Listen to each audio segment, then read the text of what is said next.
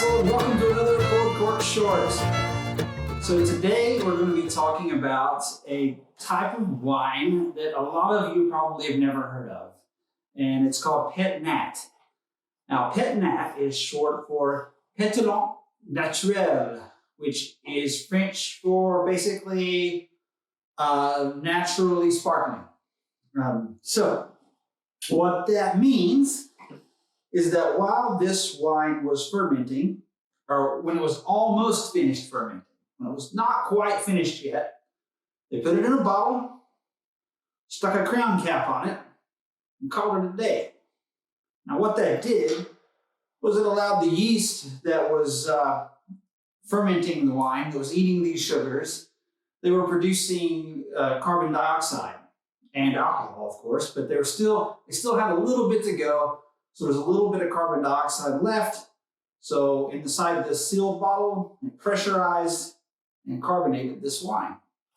Now, it's not quite the same as champagne, because this is just lightly carbonated. If you look at one of these, as I just drew it here, you can see, and I'll post a video right here. You can see it. It foams up more like a beer than it would a champagne. So it's not quite as carbonated as a champagne is, but it's still very fizzy and quite nice.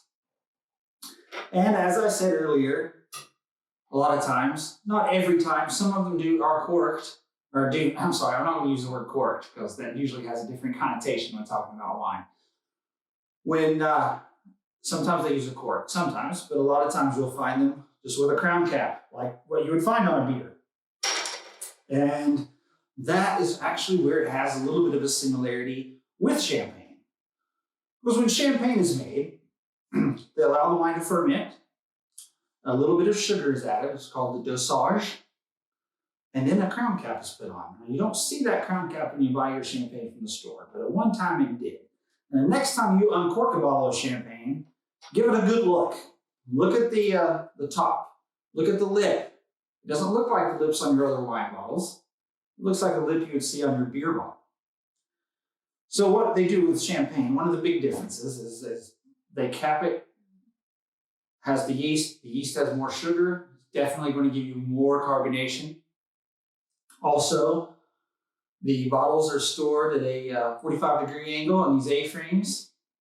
45-degree angle on these A-frames. And that allows, as the yeast dies, it's called lees at that point. These dead yeast cells are called lees. And as the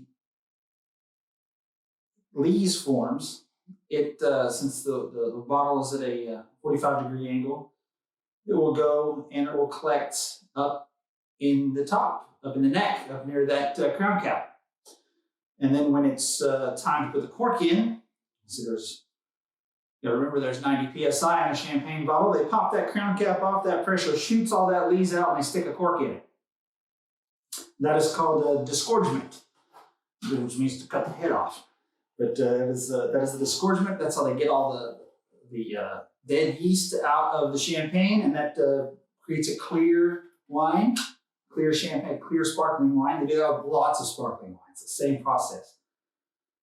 And when that's and the longer they allow it to stay on the lees, the more flavors they will get from the lees. So those dead yeast cells can give a lot of flavor to champagne. So a lot of your high-end champagnes are really going for that yeasty, bready, almost of a cookie, brioche aromas and mouthfeel to it. And but with a Pet Nat, it's not disgorged. They just let the lees stay in there. Let it stay in the bottle. Why not? It's not hurting anything. A lot of B vitamins, things like that in there. So a lot of times, a Pet Nat will be a bit cloudy because of that. Nothing wrong with it. Just that's the style they make it, and it gives it some really, really cool flavors and really nice aromas. If you ask me, a good Pet Nat has an aroma that is on par with some of the most high-end champagnes you'll ever drink. Even though they're two completely different wines, sometimes you'll get a lot of the very similar aromas on the nose. This one is no exception at all. So this one is from Portugal, and it's a maker called Funnus. They're known for really cool, different natural wines. This is one of those. This is one of those natural wines they've made, and this is a really awesome.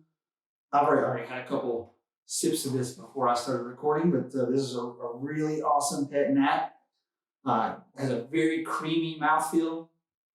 Like I said, it's not super carbonated, so it's a really creamy, smooth mouthfeel.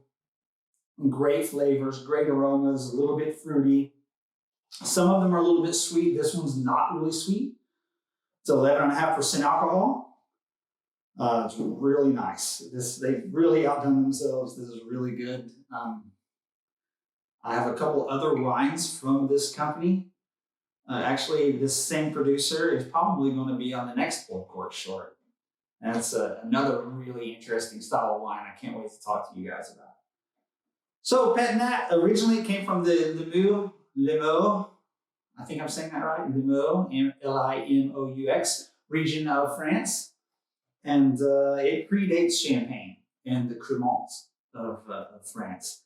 It's kind of the original guy, probably discovered on accident by bottling things that were not quite finished fermenting yet.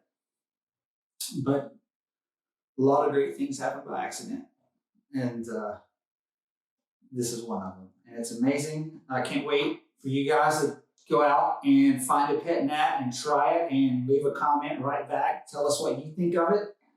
It's really interesting. It's really different. It's not your father's wine. But shout out to Funnus. Shout out to Z Here Glass for providing us with the tasting glasses. And until next time, cheers.